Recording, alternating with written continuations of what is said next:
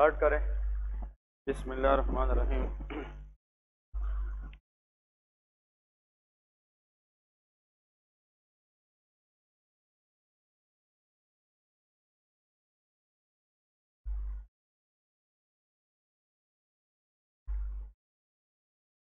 Okay जी, so the next is orthopaedic and radiology station. ठीक है, आर्थोपेडिक के अंदर हमने बोन्स की फ्रैक्चर्स देखनी है और रेडियोलॉजी के अंदर एक्सरे रीड करना है। नॉर्मल एक्सरे रीडिंग आनी चाहिए और उसके अंदर जो फाइंडिंग है वो पता होना चाहिए। ठीक है, देखिए ओस्की के अंदर जितने भी, फॉर एग्जाम्पल ये अब इन लोगों के साथ बात कर रहा तो ये बुक जो है ना, ये हमें पीएमडीसी वालों की तरफ से मिला था। ठीक है, ये सारा के सारे उसके अंदर वो चीज़ें हैं जो वो स्टेशन में लाते हैं। इसके अंदर ये ओस्की का है। ठीक है, ओस्की टॉस का है। इसमें तकरीबन इन लोगों ने जो स्टेशन के हिसाब से दी है 5-6 पिक्चर दी है, लेकिन मैंने तकरीबन 12-13 डाउनलोड की है। आप लोगों को अगर स्टेशन के अंदर फ्रैक्चर आएगा या एक्सरे आएगी वो यहाँ से ही आएगी जो आज हम करेंगे। ठीक है, लेकिन उसके लिए कुछ थ्योरी है, पहले थ्योरी बिल्ड करते हैं फिर इसकी पिक्चर लगाते हैं। ठीक है, थ्योरी को देके अपर लिम की तरफ जाते हैं। अपर लिम में फ्रैक्चर अगर आ सकती है। ठीक है, 2-3 फ्रैक्चर है जो अपर लिम के लिए बहुत इंपॉर्टेंट है। First of all is shoulder joint. ठीक है, because this joint is most commonly dislocated. तो शोल्डर ज्वाइंट की हम बात करेंगे। ठीक है, shoulder joint is a ball and socket joint. ये क्या है? बॉल एंड सॉकेट ज्वाइंट है। अब आप लोगों से वाइवा में ये भी पूछ सकते हैं कि ये ज्वाइंट किससे बना है। It is form by head of the humerus. किस बोन के? Head of the humerus. ये ह्यूमरस बोन है। ठीक है, यहाँ पे इसका जो हेड है that is head of the humerus. ये एक केविटी में पड़ा होता है and that is called glenoid cavity. इसमें ग्लिनोइड केविटी। तो head of the humerus is lies in which cavity? Glenoid cavity of scapula. There is called glenoid cavity of scapula. अब देखिए बहुत आसान है, याद रखना है कि scapula is a bone present on the back side. ये स्केपुला है, इसके अंदर एक केविटी होती है, सॉकेट होता है, उसका नाम है ग्लिनोइड केविटी। इस ग्लिनोइड केविटी के अंदर अगर ह्यूमरस का कौन सा पार्ट चला जाए? Head part. तो इसकी कॉम्बिनेशन से जो ज्वाइंट बनता है इसको हम शोल्डर ज्वाइंट कहते हैं। तो shoulder joint is nothing but it is the union of head of humerus and glenoid cavity of the scapula. ठीक है, कभी कभार अगर एक बंदा है वो ऊपर से गिर जाए या उसने बहुत ज्यादा वजन उठाया है तो उस वजह से ये शोल्डर ज्वाइंट डिसलोकेट हो सकता है। मतलब ये है कि ये ज्वाइंट निकल सकता है। अब देखे यहाँ पे एग्जामिनर दो चीजें पूछ सकता है कि what is the definition of dislocation and subluxation. ठीक है, सबलक्सेशन ये आप लोगों से दो पूछते हैं, इसमें फर्क बताएं। देखिए बहुत आसान है। देखिए अगर ये एक बोन है और ये दूसरा बोन है, आपस में जो बोन और बोन की कनेक्शन होती है दैट इज ज्वाइंट। इसका कहते हैं ज्वाइंट। अगर इतना हेवी ट्रोमा हो जाए कि इसमें कंप्लीटली बोन आपस में सेपरेट हो जाए, complete separation of the bone from each other is called dislocation. तो क्या कहेंगे? डिसलोकेशन। तो डिसलोकेशन के अंदर बोन की क्या होती है? कंप्लीट सेपरेशन होती है, ऐसा है ना। तो complete separation of bones. Bones अगर एक दूसरे से कंप्लीटली सेपरेट हो जाए that is called of dislocation.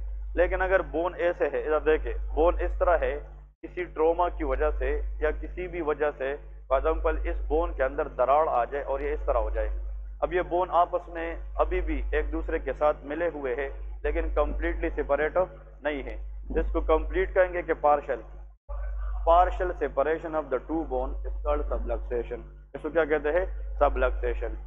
अगर ज्वाइंट पूरा का पूरा डिसलोकेट हो जाए, मतलब कंप्लीटली सेपरेट हो जाए, तो फिर क्या है? डिसलोकेशन है। और अगर इसकी पार्शियल डिसलोकेशन हो जाए तो उसको हम सबलक्सेशन कहते हैं। तो यहाँ पे आप लोग इसमें लेके कि partial separation of the bones that is known as subluxation. ठीक है, तो remember these are the two important point for the Y exam. ठीक है, शोल्डर ज्वाइंट याद रखना है आप लोगों ने।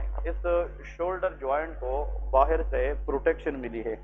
There are some muscle which protect the shoulder joint, और उन मसल का काम यह है कि शोल्डर ज्वाइंट को डिसलोकेट होने से प्रिवेंट करती हैं। अब यहाँ पे लिखे स्टेबिलिटी, ये भी एग्जामिनर पूछता है, स्टेबिलिटी ऑफ शोल्डर ज्वाइंट। अगर एग्जामिनर ये पूछे कि शोल्डर ज्वाइंट की स्टेबिलिटी क्या है, नंबर 1 कैप्सूल। इस ज्वाइंट के इर्द गिर्द क्या होता है? Capsule. Capsule is connective tissue which can make the joint stable. वो ज्वाइंट को क्या बनाता है? स्टेबल बनाता है। तो शोल्डर ज्वाइंट की जो स्टेबिलिटी है ये किसने पैदा की है?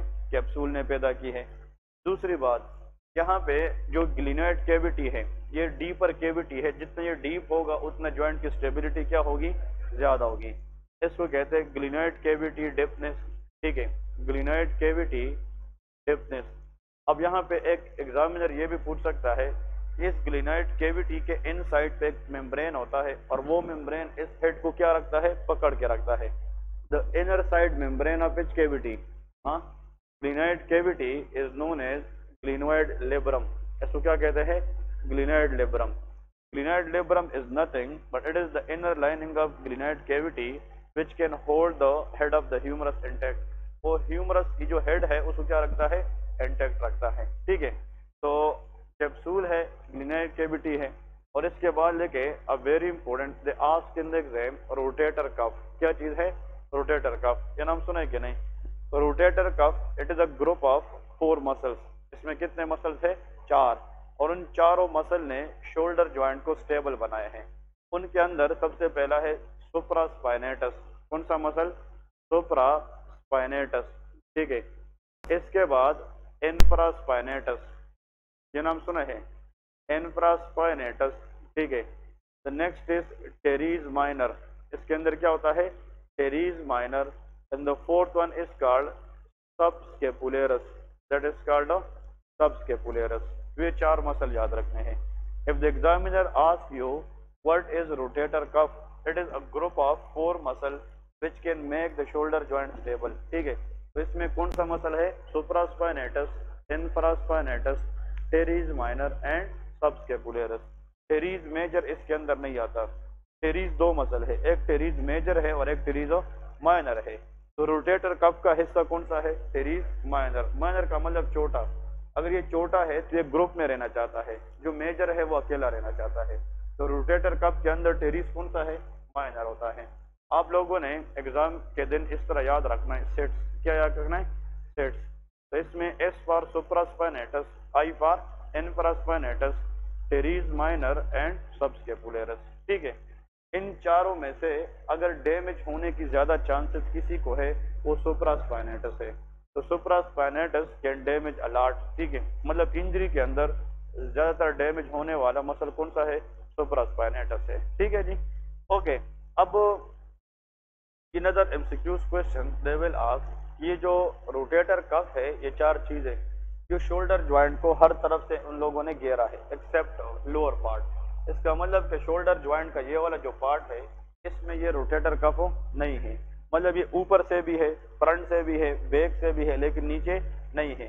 तो अगर ये ज्वाइंट निकल सकता है तो ये किस डायरेक्शन में जाएगा? नीचे जाएगा। तो most common direction location for the shoulder joint is inferior. ये एमसीक्यूज भी आता है। तो most common direction off shoulder joint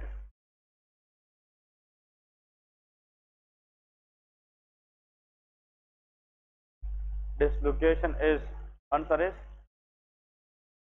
inferior. Inferior को हम इंटीरियर भी कहते हैं। इसका वजह यह है कि जो इंफीरियर डायरेक्शन है उसमें रोटेटर का वो एब्सेंट होता है। इसका मतलब अगर ये जोड़ निकल सकता है, इस पे जोर ऊपर से आता है, तो ये नीचे जाएगा कि ऊपर जाएगा? नीचे जाएगा, मतलब एक्सेला में जाएगा, क्योंकि नीचे इसकी स्टेबिलिटी क्या है? कम है, क्योंकि जो रोटेटर कफ है ये नीचे वाले हिस्से में एब्सेंट होता है। क्लियर है? इसका मतलब कि शोल्डर ज्वाइंट जब भी निकलता है तो उसका जो हेड है ये किधर जाता है? नीचे चला जाता है। तो most common direction for shoulder joint dislocation is inferior, या इसको क्या कहते हैं? एंटीरियर कहते हैं।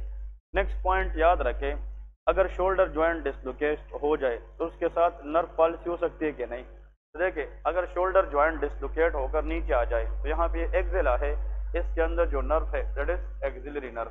तो शोल्डर ज्वाइंट डिसलोकेशन के अंदर कौन सा नर्व डैमेज होता है? एक्सिलरी नर्व डैमेज होता है। ठीक है, very good, that is axillary nerve. तो remember again very important for the MCQs question. ठीक है, और एक्सिलरी नर्व अगर डैमेज हो जाए तो हम हाथ को अवे नहीं लेके जाएंगे। ये 90 डिग्री तक जो हाथ की एबडक्शन है ये डेल्टाइड मसल करता है। कौन सा? डेल्टाइड। और डेल्टाइड मसल को कौन सप्लाई करता है? एक्सिलरी नर्व करता है। ठीक है जी, ये पॉइंट इंपोर्टेंट है। देखें, ये जो हाथ की एबडक्शन है ये कितना है? 15 डिग्री तक सुप्रास्पाइनेटस है। Very good. लेकिन 90 डिग्री तक क्या है? वो डेल्टाइड है। और deltoid muscle axillary nerve damage में होती है। ठीक है, ओके। नेक्स्ट फिर इसमें देखें, अगर शोल्डर ज्वाइंट डिसलोकेट हो जाए, ठीक है, तो फिर क्या है कि इसकी मेथड ऑफ रिडक्शन आप लोगों को आना चाहिए। Method of reduction. अब ये मेथड ऑफ रिडक्शन क्या है, ये आप लोगों को सिर्फ नाम आने चाहिए। जब शोल्डर ज्वाइंट डिसलोकेट है, मतलब यह है कि जोड़ जनाब क्या हो चुका है? निकल चुका है। ठीक है ना, तो फिर हम क्या करते हैं? कुछ ऐसी तरीके करते हैं जिससे हम उस ज्वाइंट को दोबारा फिट करने की कोशिश करते हैं। वापस दोबारा ज्वाइंट को फिट करना इस कॉल्ड मेथड ऑफ रिडक्शन। इसको रिडक्शन कहते हैं। हमसे ये पूछा गया था कि सिर्फ नाम बताए शोल्डर ज्वाइंट की रिडक्शन के कौन से मेथड है। एक को कहते हैं हाइपोक्रेटिक मेथड। क्या कहते हैं? Hippocratic method. Hippocratic method is a method of reduction for which joint? Shoulder joint. ठीक है, फिर जनाब इसके अंदर another method for the shoulder joint reduction method that is called Kocher method. एक को क्या कहते हैं? कूचर मेथड कहते हैं। ठीक है, so that is called Kocher method. ठीक है, आप इधर आ जाए, जल्दी आ जाए। जब देखे तो हम कितने मेथड करते हैं? 2। बस आप लोगों ने, हाँ एक और पॉइंट, वहां पे एक्सरे पे शोल्डर ज्वाइंट डिसलोकेशन दिया होगा और पेज उसने लिखा होगा कि मेथड ऑफ रिडक्शन लेके आप लिखेंगे, कोई ये नहीं कहेगा कि परफॉर्म करिए क्या चीज है। ये नॉन इंटरेक्टिव स्टेशन होता है। नॉन इंटरेक्टिव मीन कि जो उन लोगों ने पूछा है आपने उसको लिखना है, बस परफॉर्म नहीं करना है। ये नॉन इंटरेक्टिव होता है। लेकिन देखे, अगर ये शोल्डर ज्वाइंट डिसलोकेट है, ठीक है, शोल्डर ज्वाइंट, और ये बंदा जनाब आया है, उसका ये जो शोल्डर ज्वाइंट है ये निकल चुका है, तो अपने पूरे हाथ को सपोर्ट कर सकेगा? नहीं। तो हमेशा शोल्डर ज्वाइंट डिसलोकेशन पेशेंट जब आता है तो इस हाथ को इसने दूसरे हाथ में पकड़ा होगा। मतलब आप इसको पकड़, इस तरह पकड़ा होगा, क्योंकि इस हाथ की जो वेट है ये इधर को सपोर्ट नहीं कर पाएगा। अब ज्वाइंट निकला है, तो इसका मतलब ये है कि बहुत पेन है। तो इस हाथ की जो वेट है it is supported by this hand. तो बंद इस तरह आएगा, मतलब ये है फ्लेक्स एल्बो के साथ आएगा। एल्बो क्या होगी? फ्लेक्स। और इस हाथ की जो वेट है it is supported by the healthy, मतलब जो हेल्दी हैंड है उसकी इस तरह सपोर्ट करेगा। क्लियर है कि नहीं? अब इधर देखिए, पेशेंट आता है, हम इसकी क्या करते हैं? हाथ को पकड़ते हैं। जो डिसलोकेटेड साइड है उसकी रिस्ट जॉइंट को पकड़ते हैं। हमने रिस्ट जॉइंट को पकड़ा है और इसके यहाँ पे ह्यूमरस पे हाथ रखते हैं। एल्बो क्या होगी? फ्लेक्स होगी। इसको थोड़ा सा बाहर खींचते हैं, इस तरह। क्या खींचते हैं? बाहर। इसको कहते हैं एक्सटर्नल रोटेशन। क्या कहते हैं? एक्सटर्नल। अगर आप हाथ को एक्सटर्नली रोटेट करें और इस हाथ से इसको अंदर की तरफ ले गए तो इस क्या है? एडक्टेड है। इस हाथ से हम हाथ को अंदर की तरफ खींचते हैं और इस हाथ से हम हाथ को बाहर की तरफ। तो देखें, तो try to hold the affected hand rest joint on your one hand and the same hand humerus on your other hand. Externally rotate, adducted और फिर इसको थोड़ा सा इस तरह अंदर की तरफ, तो ये इंटरनली रोटेट है। यहाँ पे जो ह्यूमरस की हेड है उसको हमने देख के अंदर की तरफ चेंज और इसको इंटरनली रोटेट करके फिक्स किया। क्लियर है कि नहीं? तो कितनी बातें हो गई? 3। कौन कौन सी? External rotation, adduction and internally rotation. इस तरीके से जो शोल्डर ज्वाइंट को फिक्स किया जाता है इसको हम कूचर मेथड कहते हैं। That is called Kocher method. ये कूचर मेथड है। तो कूचर मेथड के अंदर external rotation, adducted and internal rotation, इस 3 स्टेप्स के जरिए अगर हम शोल्डर ज्वाइंट को फिक्स कर सकते हैं that is called Kocher method. इसको क्या कहते हैं? कूचर मेथड। समझ गए कि नहीं? अगर एक पेशेंट है उसकी शोल्डर ज्वाइंट डिसलोकेट है, ठीक है, हम ऐसा करते हैं, ये बंदा लेटा होगा, ठीक है, इसकी इस तरह हम ये जो पाँव है ना, ये पाँव ये इसकी यहाँ पे लगाते हैं, इधर पे, ठीक है ना। हाँ, हमारा जो पाँव है ये इधर से लगाते हैं और इससे इसको थोड़ा सा इंटरनली रोटेट करके एडक्ट करके इसको फिक्स करते हैं। तो ये हमारे पास कौन सा मेथड है? हाइपोक्रेटिक है। ठीक है ना, हाइपोक्रेटिक मेथड है। हाइपोक्रेटिक मेथड के अंदर पेशेंट लेटा होगा, ठीक है, बेड पे, ठीक है, और आपने एक पाँव जो है ना इसकी कहाँ पे लगानी है? इस एक्सिलरी एरिया में, ताकि इसको एडक्ट करें। क्या करें? एडक्ट। और हाथ से पकड़ के इंटरनली रोटेट करके उसको अंदर की तरफ वो इस तरफ फिक्स करे, that is called of hippocratic. Clear है? तो हाइपोक्रेटिक मेथड और फ्यूचर मेथड परफॉर्मेंस कोई नहीं कराएगा, पता होना चाहिए कि ये डिफरेंट मेथड ऑफ रिडक्शन है for which joint, shoulder joint. ठीक है,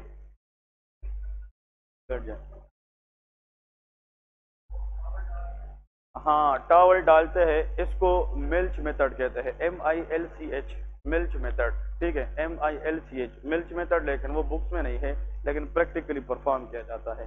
जो बुक के अंदर हमारी मेथोडोलॉजी है, एक हाइपोक्रेटिक मेथड है और एक फ्यूचर मेथड है।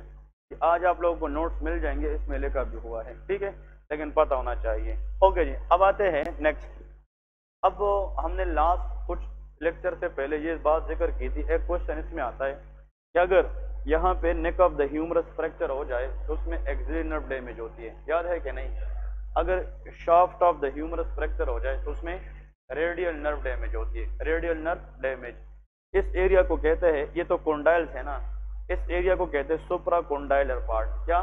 सुप्रा कोंडाइलर। इसमें मीडियन नर्व डैमेज है। कौन सा है? Median nerve. और मीडियल एपिकोंडाइल पे अल्नर नर्व है और लेटरल एपिकोंडाइल पे रेडियल नर्व है। This is called different nerve injury at the level of different fracture in the humerus. फिर सुन ले, अगर फ्रैक्चर नहीं है, शोल्डर ज्वाइंट डिस्लोकेट हो जाए तो कौन सी नर्व डैमेज होगी? एक्सिलरी। अगर ह्यूमरस की नेक फ्रैक्चर हो जाए तो फिर भी एक्सिलरी। अगर बिल्कुल shaft of the humerus fracture हो जाए, रेडियल है। सुप्राकोंडाइलर फ्रैक्चर है, मीडियन। और मिडिल एपिकोंडाइल में अल्नर और लेटरल एपिकोंडाइल में रेडियल नर्व है। एक क्वेश्चन इसमें जरूर आता है, ठीक है ना? ऑर्थोपेडिक यही पॉइंट्स है आप लोगों ने। ठीक है यार, एक पेशेंट है, उसका ह्यूमरस जो है ना ये बिल्कुल फ्रैक्चर हुआ था, फिर बाद में वो बंदा रेस्ट ज्वाइंट को एक्सटेंड नहीं कर पा सकता था, तो उसको क्या हुआ है? Rest drop.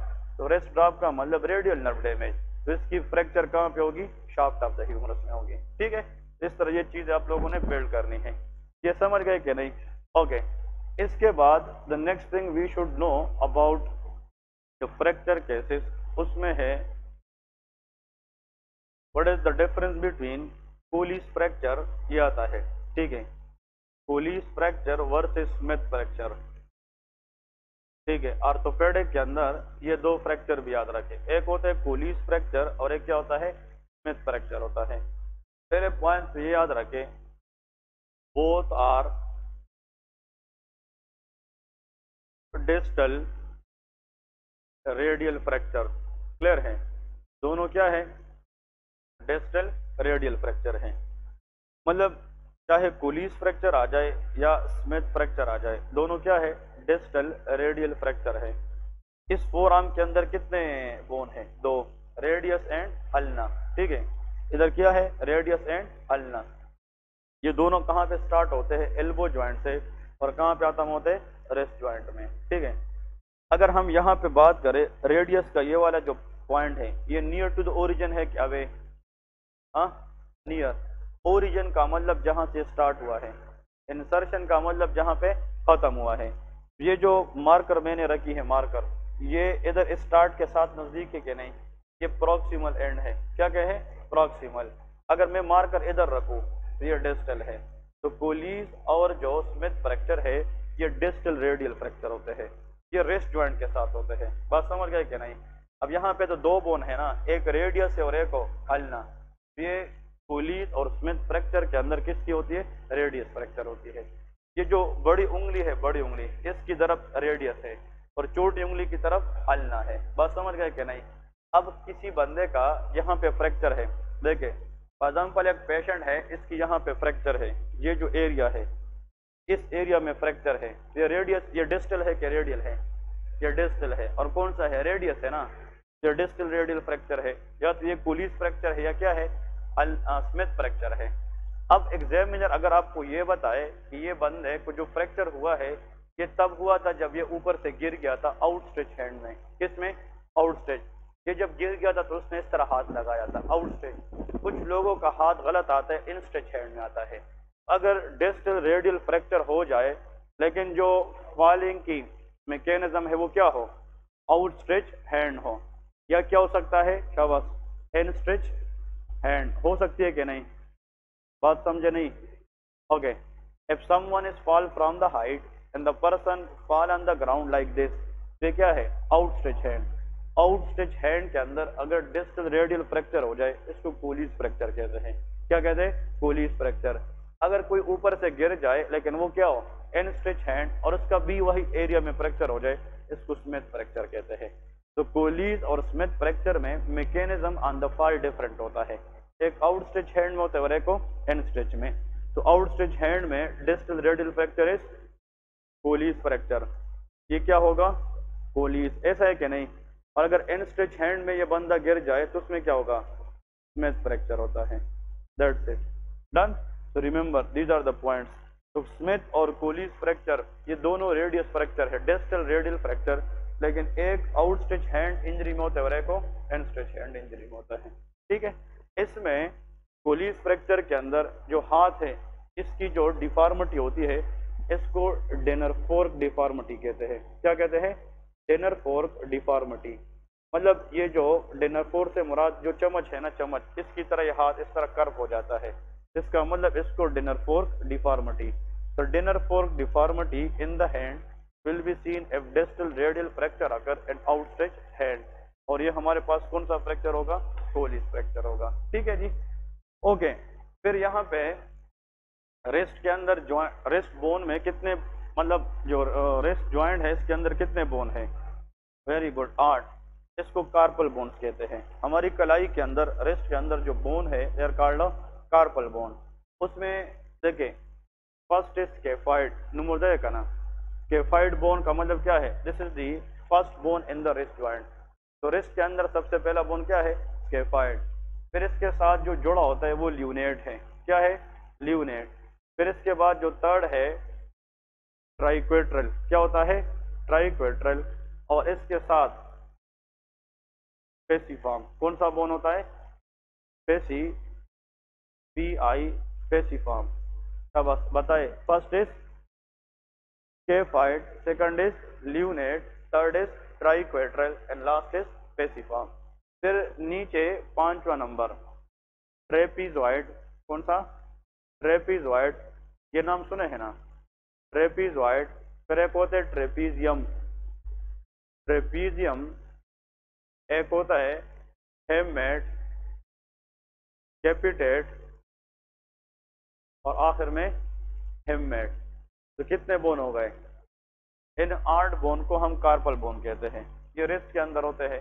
ठीक है, अब जो कार्पल बोन है रेस्ट के अंदर, इसका मतलब ये है 4 इधर होते हैं 4 इधर होते हैं। तो ये कितने रोज में होते हैं, 2, proximal row and distal row. जो बोन्स ऊपर वाले हैं ये किस रो में अरेंज है, प्रॉक्सिमल रो, ये भी याद रखें। और ये किस में अरेंज है, डिस्टल रो में। अब इसमें 2-3 क्वेश्चन याद रखें, एग्जाम में यही क्वेश्चन आता है, अगर एक बंदा है ऊपर से गिर जाए, आउटस्ट्रेच हैंड इंजरी में हो, अगर एक बंदा आउटस्ट्रेच हैंड में ऊपर से गिर जाए और उसका रेडियस फ्रैक्चर हो जाए, वो तो क्या है, कोलीज फ्रैक्चर है। लेकिन अगर उसका बोन टूट सकता है रेस्ट के अंदर, तो सबसे पहले क्या होगा, स्केफाइड बोन होगा। The most commonly fractured bone in these 8 bone that is called scaphoid bone. The MCQs बहुत जल्दी आता है, ठीक है। Commonly, the most common carpal bone to be fractured and outstretch hand injury that is called scaphoid. अब इस scaphoid के साथ क्या अटैच है, ल्यूनेट। ल्यूनेट फ्रैक्चर चांसेस कम होते हैं लेकिन इसके डिस्लोकेट चांसेस ज्यादा होते हैं। डिस्लोकेट का मतलब कि अपनी जगह से मतलब क्या हो जाता है, सेपरेट हो जाता है। अब एक MCQs में देखिए, इन सब में मोस्ट कॉमन फ्रैक्चर अगर आ जाए एग्जाम में फ्रैक्चर, तो क्या लिखना है, स्केफाइड लिखना है। लेकिन अगर मोस्ट कॉमन डिस्लोकेट बोन आ जाए, डिस्लोकेट, तो डिस्लोकेट बोन इज ल्यूनेट, फिर वो ल्यूनेट है। ल्यूनेट के अंदर L है, L मीन लूजली अटैच, ये बोन लूजली अटैच है, तो इसलिए डिस्लोकेट चांस क्या होता है, ज्यादा होते हैं। तो अगर रेस्ट के अंदर कोई बोन ज्यादा टूट सकता है वो स्केफाइड है, क्योंकि जब हम ऊपर से गिरते हैं हमारे पूरी बॉडी की जो वेट है वो किस बोन पे लगती है, स्केफाइड, इसलिए इसके फ्रैक्चर चांसेस ज्यादा होते हैं। लेकिन लूजली अटैच ल्यूनेट है तो उसके डिस्लोकेट होने के ज्यादा चांसेस होते हैं, ठीक है। ये रेस्ट बोन है और रेस्ट ज्वाइंट। अब देखें यहाँ पे ये रेस्ट बोन है, ठीक है, ये इन बोन को दूसरा नाम क्या कहते हैं, कार्पल बोन। रिस्ट के अंदर जितने बोन है देयर कॉल्ड कार्पल बोन। इन कार्पल बोन के ऊपर इधर देखिए यहाँ पे एक लेगामेंट होता है। क्या होता है? लेगामेंट। ये लेगामेंट ट्रांसवर्स है कि वर्टिकल है? हाँ, ट्रांसवर्स। इसको ट्रांसवर्स और किस बोन के ऊपर है? कार्पल। इसको ट्रांसवर्स कार्पल लेगामेंट कहते हैं। बस समझ गए कि नहीं? जो रिस्ट बोन है इसको कार्पल बोन भी कहते हैं। इसके ऊपर इस तरह एक लेगामेंट जाता है, उसका नाम क्या है? Transverse carpal ligament. लेकिन वो लेगामेंट बोन के साथ बिल्कुल टच नहीं है, वो लेगामेंट थोड़ा सा ऐसा है। तो कार्पल बोन और इस लेगामेंट के दरमियान स्पेस है कि नहीं है? That is called carpal tunnel. तो हम क्या कहते हैं? Carpal tunnel. नाम सुना है कि नहीं? फिर सुन ले, ये जो रेस्ट है इसके अंदर बोन का नाम क्या है? Carpal bone. इन कार्पल बोन के ऊपर एक क्या होता है? लेगामेंट। इस लेगामेंट को ट्रांसवर्स कार्पल लेगामेंट कहते हैं। तो ट्रांसवर्स कार्पल लेगामेंट और इस बोन के दरमियान एक क्या होता है? स्पेस। इसको हम कार्पल टनल कहते हैं। और उस कार्पल टनल के अंदर मीडियन नर्व जाती है। कौन सी नर्व? Median nerve. तो अगर फॉर एग्जांपल एक पेशेंट है, उसकी इस स्पेस में कोई ट्यूमर आ जाए या फ्लूइड आ जाए और इसमें मीडियन नर्व क्या हो जाए? कंप्रेस, इसको कार्पल टनल सिंड्रोम कहते हैं। तो कार्पल टनल सिंड्रोम वाइवा में वैसे पूछते हैं ओस्की के अंदर, what is carpal tunnel? It is the space between carpal bone and transverse carpal ligament. ये ट्रांसवर्स कार्पल लेगामेंट और कार्पल बोन के दरमियान किसको कहते हैं? स्पेस को। और इसके अंदर कौन सी नर्व पास होती है? Median nerve. तो carpal tunnel syndrome CTS, carpal tunnel syndrome के अंदर कौन सी नर्व कंप्रेशन होती है? मीडियन नर्व कंप्रेशन होती है। क्लियर है? Okay, this is the point. जो अल्नर नर्व है ये इस लेगामेंट के ऊपर से गुजरती है, तो कार्पल टनल से वो गुजरती नहीं है। यहाँ से हाथ को दो नर्व जाती है, एक मीडियन है और एक अल्नर। तो ulnar nerve passes above transverse carpal ligament, लेकिन जो मीडियन नर्व है वो इसके अंदर से जाती है। तो कार्पल टनल सिंड्रोम में अल्नर नर्व कंप्रेशन नहीं होती बल्कि मीडियन नर्व कंप्रेशन होती है। ठीक है, ये पॉइंट्स इंपोर्टेंट थे। ओके जी, अनदर क्वेश्चन। अब देखें, हम फिर पढ़ेंगे लोअर लिम्ब की तरफ अगर जाए तो लोअर लिम्ब के अंदर हिप जॉइंट डिसलोकेशन हो सकती है। ठीक है, अब most common dislocation site for shoulder joint क्या है? हाँ, इंटीरियर। अगर एग्जामिनर ये पूछे कि most common dislocation direction for which joint? Hip joint, वो पोस्टीरियर है। ये एमसीक्यूज भी याद रखें। शोल्डर जॉइंट अगर डिसलोकेट हो जाए तो वो इंफीरियर जाता है, इंटीरियर। लेकिन हिप जॉइंट किधर जाता है? पोस्टीरियर जाता है। तो लेके most common direction of dislocation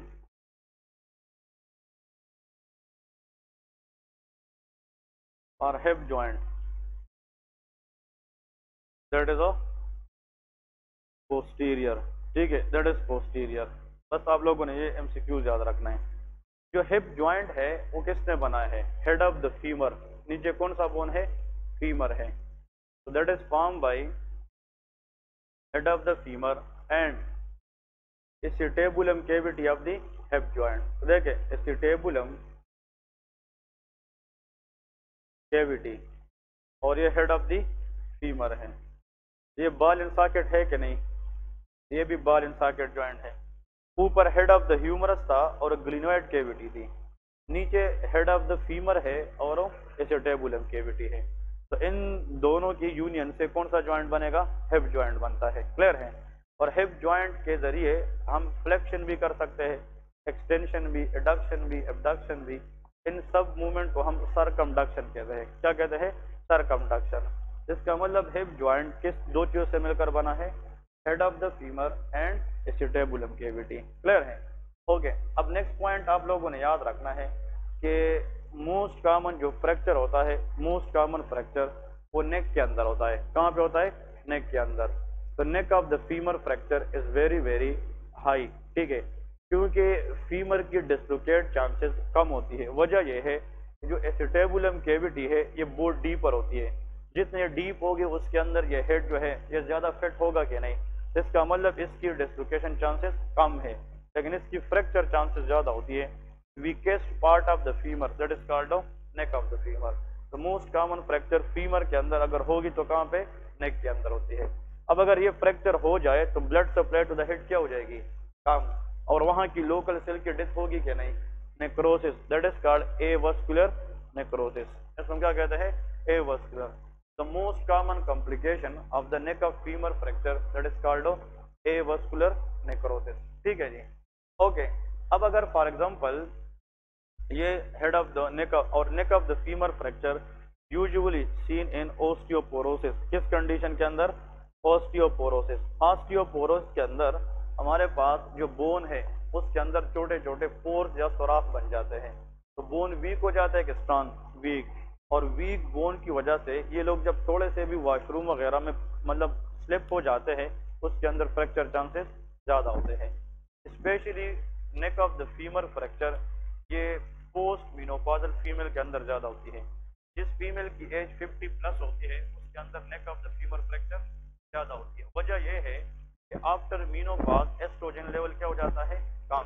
और estrogen is protective for the bone. Estrogen जो है ये बोन बनाता है, और अगर एस्ट्रोजन कम हो जाए तो बोन क्या हो जाएगा? वीक हो जाएगा, ओस्टियोपोरोसिस। तो the cause of osteoporosis in older age female decrease estrogen. और अगर ओस्टियोपोरोसिस पहले से है तो उस पर अगर थोड़ा सा भी बंदा स्लिप कर जाए तो उसमें फ्रैक्चर के चांसेस ज़्यादा हो जाते हैं। क्लियर है? तो most common direction for hip joint dislocation क्या है? पोस्टीरियर है। लेकिन most common side to be fractured for femur क्या है? वो नेक है। क्लियर है? और नेक के अंदर अगर फ्रैक्चर हो जाए तो most common complication should be avascular necrosis. अगर नेक्रोसिस हो जाए हेड की तो फिर वो दोबारा रिकवर नहीं हो सकता। तो हम हिप जॉइंट को आर्टिफिशियली रिप्लेस कर सकते हैं कि नहीं?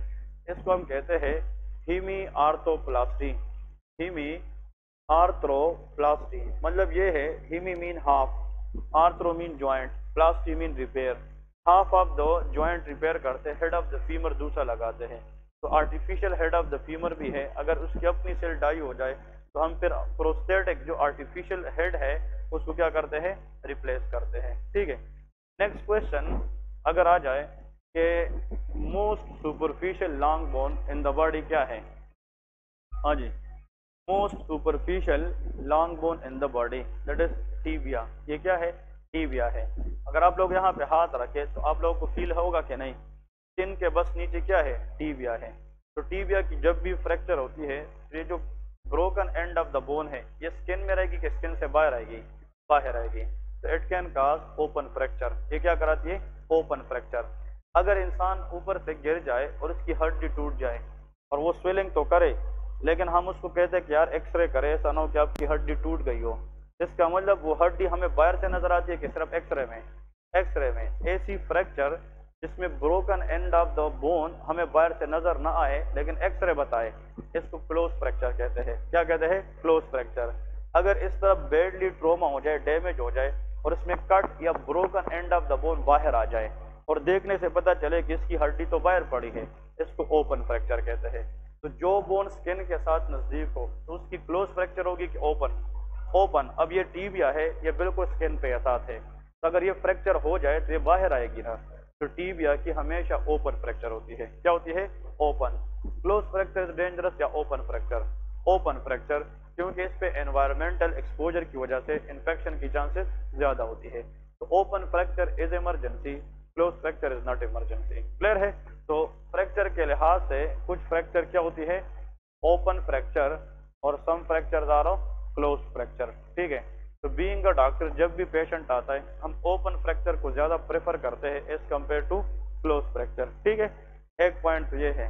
नेक्स्ट पॉइंट ये है, अब देखिए अगर ये बोन है, ठीक है, इस बोन के अंदर फ्रैक्चर हुआ है और इधर देखिए आपने एक्सरे की है या आपने देखा है, देखे दिस बोन लाइक दिस, ये जो लाइन मैंने ड्रा की है इसका मतलब कि 50% इस बोन की थिकनेस में दरार आई है, टीयरिंग आई है, लेकिन 50% क्या है?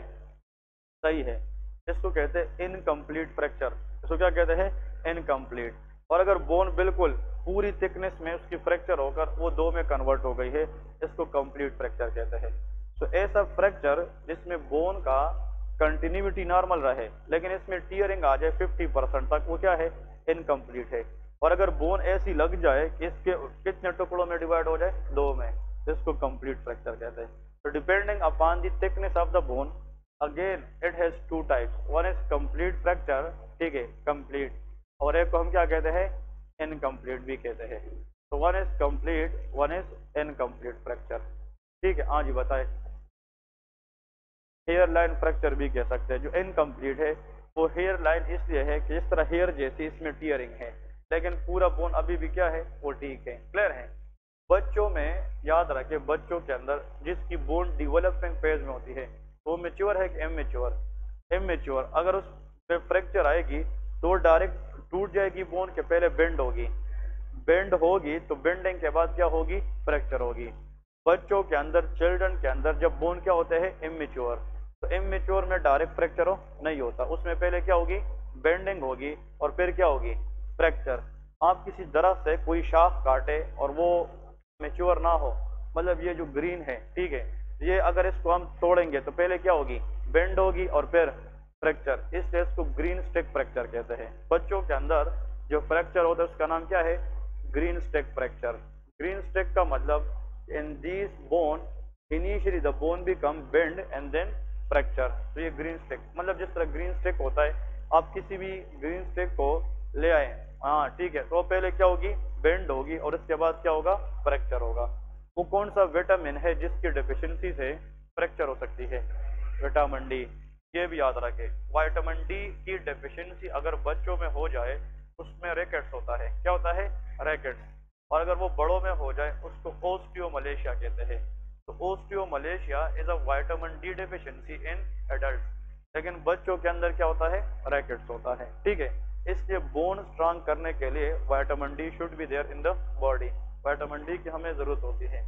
फिर नेक्स्ट की तरफ आता है, ठीक है, एक होता है अगर कोई फ्रैक्चर बाहर निकले, उसका कट एंड बाहर निकले तो क्या है?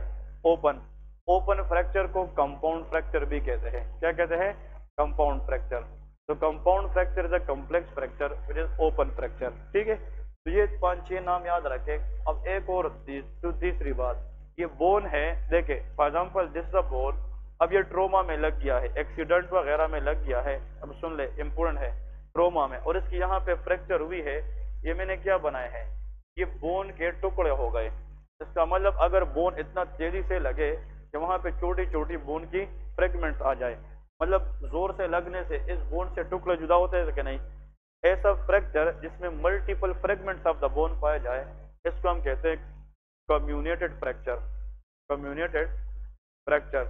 कम्युनेटेड fracture is a fracture in which there is multiple fragments of the bone.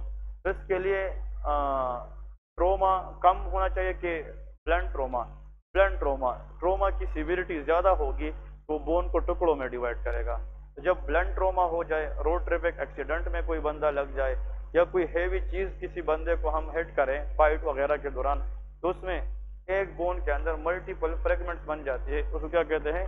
कम्युनेटेड fracture कहते हैं। क्लियर है? Okay.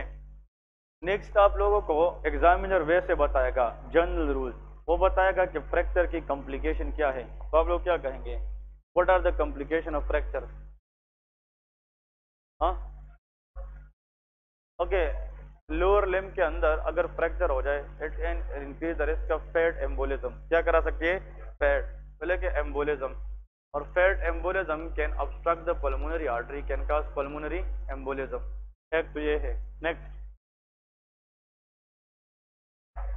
Infection. Very good. Infection से मुराद सेप्टिसीमिया या सेप्सिस। Septicaemia mean infection. हाँ जी। नियर बाई नर्व या विसल कंप्रेस हो सकती है कि नहीं? अगर फ्रैक्चर हो जाए और बोन के साथ विसल ऑब्स्ट्रक्ट हो जाए तो उस एरिया में ब्लड सप्लाई कम होगी कि नहीं? इस्कीमिया। इस्कीमिया के बाद नर्व पाल्सी हो सकती है कि नहीं? नर्व इंजरी हो सकती है। बात समझ गए कि नहीं? नर्व पाल्सी या नर्व इंजरी। दूसरी बात, ब्लीडिंग तो होगी, लेकिन याद रखे मेन पॉइंट, अगर फ्रैक्चर हो जाए, ठीक है, और वो सही तरीके से मैनेज ना की जाए तो फिर क्या हो सकता है? जो कट एंड है वो उसी तरह रह सकती है, तो लेकिन नॉन यूनियन। इसकी क्या हो सकती है? Non union. मतलब ये है जो कट एंड ने आपस में यूनियन करना था अब वो ना हुए, क्योंकि अगर ये लोग लेट आ जाए या टाइम पे अपना ख्याल ना रखे, उसकी जो बोन है इसकी शेप खराब रह सकती है कि नहीं? इसको कहते हैं बोनी डिफॉर्मिटी। क्या? बोनी। और जो कट एंड है उसकी आपस में यूनियन ना हुई। अगर ये बंदा आ भी जाए, उसके हम स्प्लिंट लगाए या नेल लगाए और उसको हम कहे कि एहतियात करे, वजन ना उठाए, लेकिन ये फिर भी काम करे, कि बोन को छेड़ेगा तो इसका जो यूनियन होगा वो ठीक होगा कि नहीं होगा?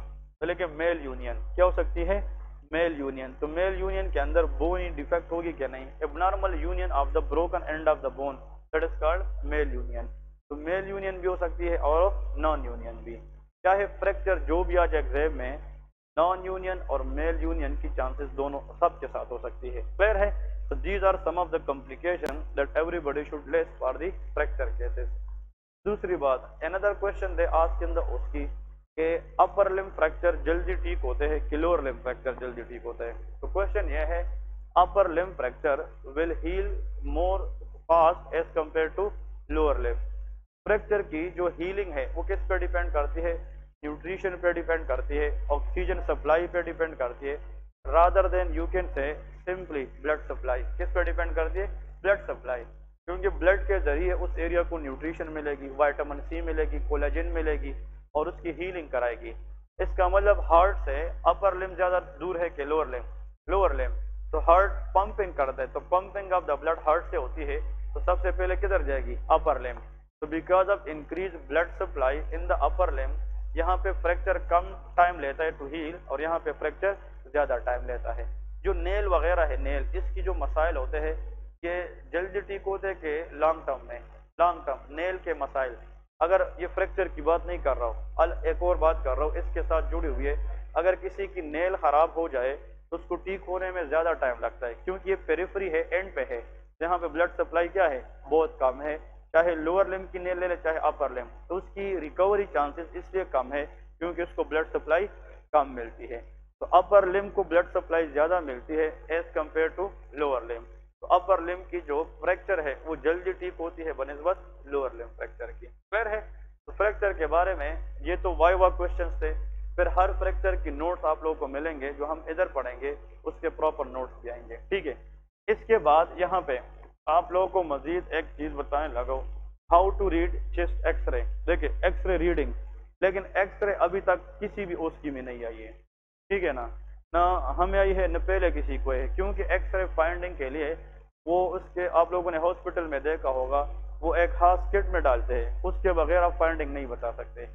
Fracture are there in the exam but x-ray not there in the exam, but you people at least should know x-ray. X-ray क्या है और इसकी फाइंडिंग। देखिए एक्सरे में ये जो मेन फ्रंट बोन है दैट इज कॉल्ड स्टर्नम। ये कौन सा बोन है? स्टर्नम। स्टर्नम बोन होता है, इसके इर्द गिर्द क्या होती है? What is this? रिब्स। ये क्या होती है? रिब्स। अब रिब्स के बाद जनाब फॉर एग्जांपल दोनों साइड पे लंग्स होती है कि नहीं? These are lungs. एक्सरे की मैं सिर्फ आप लोग को तरीका बता रहा हूँ। These are the lungs. Lungs के नीचे chief respiratory muscle is diaphragm. ये क्या है? डायफ्राम है। ठीक है, और फिर आप लोगों को यह भी पता है कि इसके साथ यहाँ से क्लेविकल जोड़े होते हैं कि नहीं? These are the clavicle. और यहाँ पे जो वेंट पाइप है दैट इज कॉल्ड ट्रेकिया। ये ट्रेकिया है। ये एक्सरे में हम देखते हैं। Whenever chest x-ray came to you, अगर आप लोगों को नॉर्मल पता है ना, फिर भी आप फेल नहीं हो सकते। पता होना चाहिए ये कि एक्सरे में हम क्या देखते हैं। मैं जब भी पढ़ाता हूँ, this is a proven technique known as ABCD। ये याद रखिए, ABCD। ABCD के अंदर A for we should go for airway. हम क्या चेक करते हैं? एयरवे। तो एयरवे से मुराद ट्रेकिया है। हम ट्रेकिया की पोजीशन पहले चेक करेंगे कि भाई ट्रेकिया नॉर्मल है कि नहीं। Normally in the x-ray trachea should be in the mid line. अगर या लेफ्ट पे गई है या राइट पे, उसको कहते हैं ट्रेकियल डेविएशन। क्या कहते हैं? Tracheal deviation. Tracheal deviation always shows lung pathology. इसका मतलब लंग्स में कोई मसला है या प्रेशर बढ़ गया है जिसकी वजह से ट्रेकिया अपोजिट साइड पे डेविएट हो चुका है। अब देखिए, अगर यहाँ पे मैं फ्लूइड बढ़ाऊं, fluid that is called pleural effusion. क्या कहते हैं उसको? Pleural effusion. नाम सुना है कि नहीं? या यहाँ पे एयर बढ़ाओ तो उसको कहते हैं न्यूमोथोरैक्स। तो न्यूमोथोरैक्स और प्लूरल इफ्यूजन के अंदर अगर यहाँ पे चाहे एयर हो या फ्लूइड हो, इसकी प्रेशर ज्यादा होगी क्या? नहीं। And this pressure will transmit to the opposite side. तो ट्रेकिया उस साइड पे डिविएट होगी कि नहीं। चाहे लेफ्ट साइड पे, मैं बात लेफ्ट की करता हूँ, लेफ्ट साइड पे फ्लूइड बढ़ाए या उस पे एयर बढ़ाए तो ट्रेकियल डेविएशन राइट पे होगी, अपोजिट साइड पे। अब यहाँ पे देखे, एक नाम सुना होगा आप लोगों ने, एटिलेक्टेसिस। नाम सुना है? एटिलेक्टेसिस का मतलब है कोलेप्स लंग्स। इसको क्या कहते हैं? Collapse lungs. अगर लंग्स क्या है? कोलेप्स है, कोलेप्स लंग। सर्फेक्टेंट का नाम सुना है क्या? नहीं। मतलब जिन surfactant is a surfactant it is a lipid. ये क्या है? लिपिड है। Surfactant is a lipid which is present in the lungs and keep the lungs open. ये लंग्स को क्या रखती है? ओपन रखती है। अब लंग्स के अंदर वाइवा क्वेश्चन है, लंग्स के अंदर दो तरह के सेल है, कितने तरह के? दो। One is called pneumocyte type 1, another is pneumocyte type 2। देखिए lung cells are divided into how many types? Two types. बताएं। First one is pneumocyte type 1, ठीक है, और दूसरे को क्या कहते हैं? Pneumocyte type 2। ये बातें समझ गए कि नहीं? Pneumocyte type 1 and pneumocyte type 2, ये लंग के दो तरह सेल है। लंग का मेन काम क्या है? Gaseous exchange. हम जो ऑक्सीजन लेते हैं, कार्बन डाइऑक्साइड निकालते हैं, ये किसका काम है? लंग्स। तो लंग्स का मेन काम क्या है? Gaseous exchange, that is done by pneumocyte type 1। तो न्यूमोसाइट टाइप 1 ये मेनली लंग्स के अंदर किसका काम करता है? गैसियस एक्सचेंज का काम करता है। बात समझ गए कि नहीं? अब लंग्स ये काम तब करेगा जब लंग्स क्या रहे? फुली रहे ना। अगर लंग्स को सुकड़ रहे, कोलैप्स करे, तो फिर गैसियस एक्सचेंज होगा, बंदा मर जाएगा। अब गैसियस एक्सचेंज तब होगा जब हम लंग्स को क्या रखे? एक्सपांड रखे। क्या रखे? एक्सपांड। और लंग्स की एक्सपांशन को लंग्स की एक्सपांशन को मेंटेन करने के लिए क्या चाहिए? Surfactant, and it come from pneumocyte type 2। Clear है? तो न्यूमोसाइट टाइप 2 ये क्या रिलीज करता है? सर्फेक्टेंट। और surfactant can keep the lungs expand, it prevent the lungs from collapse. ये लंग्स को क्या करते हैं? कोलैप्स होने से बचाता है। अगर लंग्स के अंदर किसी डिजीज की वजह से कौन से सेल डैमेज हो जाए? टाइप 1, इसकी रिपेयरिंग भी न्यूमोसाइट टाइप 2 करता है। तो pneumocyte type 2 can repair the damage pneumocyte type 1। और न्यूमोसाइट टाइप 2 क्या प्रोड्यूस करता है? Surfactant, and it can make the lung expand and prevent from collapse. ये कोलैप्स होने से बचाता है।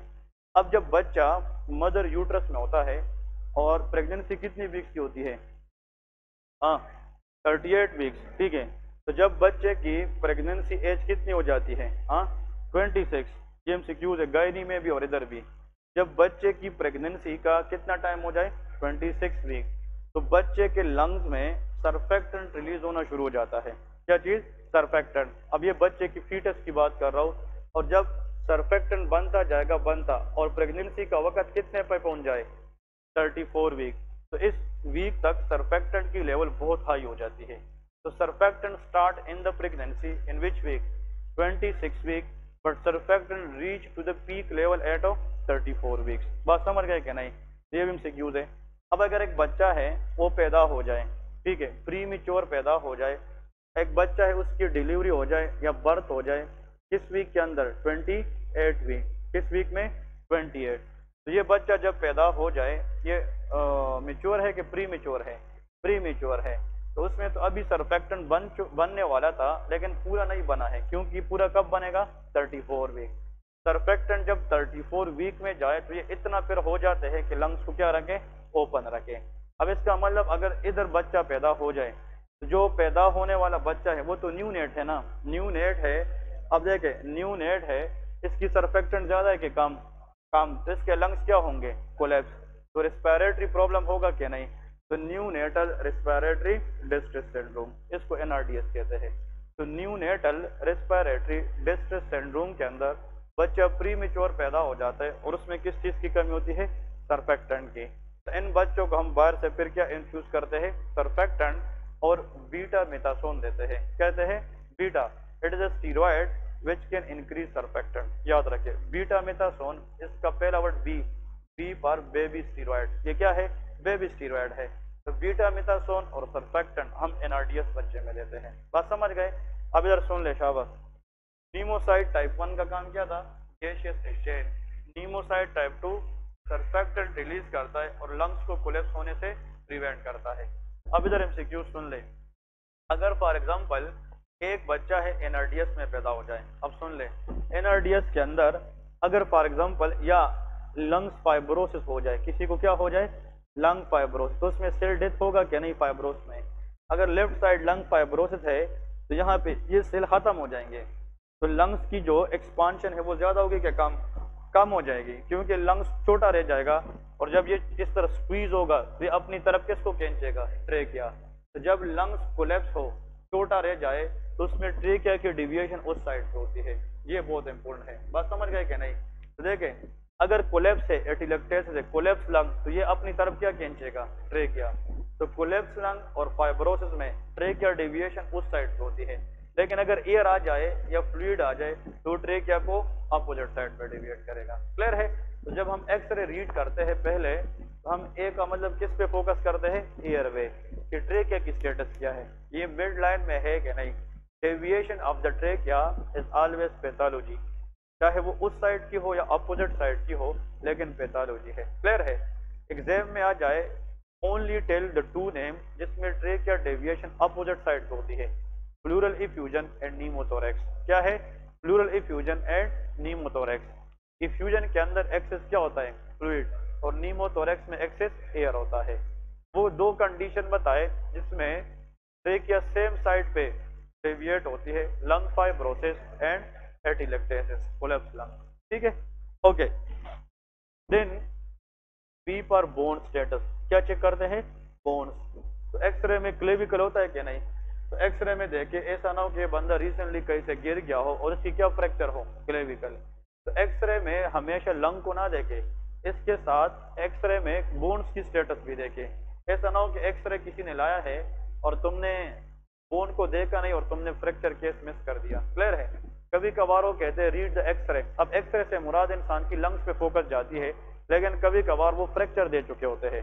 तो एक्सरे जब भी रीड करते हो सबसे पहले एयरवे ट्रेकिया को देखे, फिर इसके बाद बोन्स को देखे कि क्लेविकल दोनों साइड पे नॉर्मल है कि नहीं। क्लेविकल अगर नॉर्मल है, नेक्स्ट बी फॉर बोन मतलब रिब्स को देखे। किसको देखे? रिब्स, क्योंकि रिब्स भी तो बोन है ना, तो रिब्स को भी देखते हैं कि रिब्स स्टेटस ठीक है कि नहीं है। फिर इसके बाद सी, क्या चीज है? सी। सी पर कार्डियोप्रेनिक एंगल, ये नाम सुना है कि नहीं? कार्डियोप्रेनिक, इधर देखे, यहाँ पे इस तरह हार्ट पड़ा होता है कि नहीं? This is the heart. ठीक है, तो ये हार्ट है और ये क्या है? डायफ्राम। तो डायफ्राम और हार्ट के दरमियान एक क्लियर कट एंगल होता है, इसको कार्डियोप्रेनिक एंगल कहते हैं। तो कार्डियोप्रेनिक एंगल देखते हैं। अब ये क्या है? फॉर एग्जाम्पल ये रिब्स है और ये क्या है? डायफ्राम। तो रिब्स और डायफ्राम के दरमियान भी क्या होता है? एंगल, इसको कोस्टोप्रेनिक एंगल कहते हैं। ये नाम सुने कि नहीं? तो हम दो एंगल देखते हैं, ये भी हमें एक्सरे में दिखाऊंगा, कार्डियोफ्रेनिक एंड कोस्टोप्रेनिक एंगल देखते हैं। बात समझ गए? इसके बाद डी फॉर डायफ्राम स्टेटस, किसको चेक करते हैं? डायफ्राम। तो normally diaphragm is a dome shape, ये क्या होता है? Dome shape. अगर डायफ्राम एक्सरे में ऐसा है, इसको कहते हैं फ्लैटनिंग ऑफ द डायफ्राम। क्या होते हैं? फ्लैटनिंग। इसका मतलब कि लंग्स के अंदर एयर ज्यादा है कि कम? अगर लंग्स के अंदर एयर बहुत ज्यादा है लेकिन वो उसको निकाल नहीं पाता, तो डायफ्राम को पुश करके फ्लैट बनाएगा कि नहीं? ऐसा कंडीशन जिसमें डायफ्राम क्या हो जाए? फ्लैट, और लंग्स में एयर बहुत ज्यादा हो और वो दोबारा क्या ना करे? रिक्वाइल ना करे, कंट्रैक्ट ना करे, इसको एम्फाइसीमा कहते हैं। That is called emphysema. और एम्फाइसीमा इज सीओपीडी। ये क्या है? सीओपीडी। एम्फाइसीमा के अंदर लंग्स की इलास्टिक रिक्वायरिंग खराब हो जाती है और लंग बियॉन्ड द लिमिट बढ़ जाते हैं। ठीक है, इसको कहते हैं हाइपर इन्फ्लेटेड लंग्स। तो क्या कहते हैं? Hyper inflated lungs. इसको बैरल शेप चेस्ट कहते हैं। बैरल शेप चेस्ट बाल्टी की तरह हाइपर इन्फ्लेटेड, और इसमें डायफ्राम क्या हो जाता है? फ्लैट हो जाता है। ठीक है जी, okay. What is this word? ये भी वाइवा में पूछते हैं। अगर कोई आप लोगों को बताए तो what is the word compliance? Maximum expansibility of the lung is called compliance. ये याद रखे, मतलब लंग्स की वो एबिलिटी जिसको मैक्सिमम क्या हो जाए? एक्सपांड हो जाए, इसको कंप्लायंस कहते हैं। तो एम्फाइसीमा के अंदर लंग्स की कंप्लायंस बहुत ज्यादा होती है लेकिन इलास्टिक रिक्वायरिंग नहीं होती। That is known as emphysema. Clear है? तो this word you should look for the x-ray. X-ray के अंदर अगर फ्लूइड है लंग्स में, वो वाइट नजर आते हैं। क्या नजर आते हैं? वाइट। और अगर एक्सरे में हमें वहां पे एयर हो तो वो ब्लैक नजर आता है।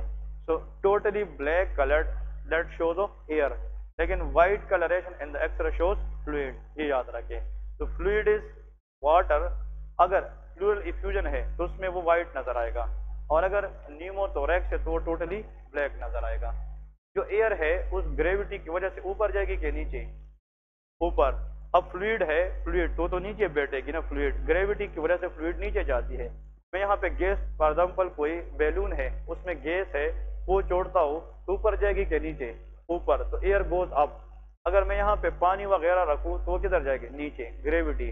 तो जो बेस ऑफ द लंग है it is affected by fluid effusion, क्योंकि इसके अंदर फ्लूइड है। लेकिन जो एपेक्स से ऊपर पार्ट ये नीमोथोरेक्स में अफेक्ट होता है, क्योंकि इसमें एयर होता है। तो air can target upper part of the lungs, लेकिन fluid can target lower part of the lungs, क्योंकि फ्लूइड नीचे जाएगी बेस ऑफ द लंग्स में, और जो एपेक्स से ऊपर पार्ट है इसमें एयर जाती है। समझ गए क्या नहीं? तो this what all about the x-ray. तो A B C D, A for airway status trachea, B for bone problem like clavicle ribs वगैरह, C for cardiophrenic and costophrenic angle, और डी फॉर डायफ्राम स्टेटस। हम diaphragm देखते हैं कि dome shape है कि नहीं है। क्लियर है? अगर इरेक्ट एक्सरे किसी ने किस तरह सांस लेके इरेक्ट एक्सरे की है तो उसका डायफ्राम थोड़ा सा ऊपर जाएगा कि नहीं? इसका मतलब यह है कि यहाँ पे डायफ्राम के नीचे स्टमक होता है। क्या होता है? स्टमक। और स्टमक का जो पार्ट यहाँ पे होता है इसको फंडस कहते हैं। क्या कहते हैं? फंडस। इस फंडस के अंदर नॉर्मल क्या होता है? Air bubble. क्या होती है? Air bubble. तो एक्सरे में लेफ्ट साइड पे डायफ्राम के नीचे अगर एयर बबल आ जाए दैट इज नॉर्मल। ये क्या है? नॉर्मल। लेकिन अगर एक्सरे पे राइट साइड डायफ्राम के नीचे क्या जाए? Air bubble, it is always abnormal. ये हमें फिर परफोरेशन बताता है या हमें कोई इस तरह की मतलब लेसरेशन बताता है, that is called air under the diaphragm. Air under the diaphragm हमेशा राइट साइड पे होता है कि लेफ्ट साइड पे? राइट साइड पे, क्योंकि लेफ्ट साइड पे air under the diaphragm is normal, क्योंकि वो फंडस ऑफ द स्टमक में होता है। ठीक है, चलिए 5 मिनट ब्रेक करें फिर शाबाश ये एक्सरे चलाते हैं। क्लियर है? इसमें कोई क्वेश्चन है थ्योरी में? हाँ जी।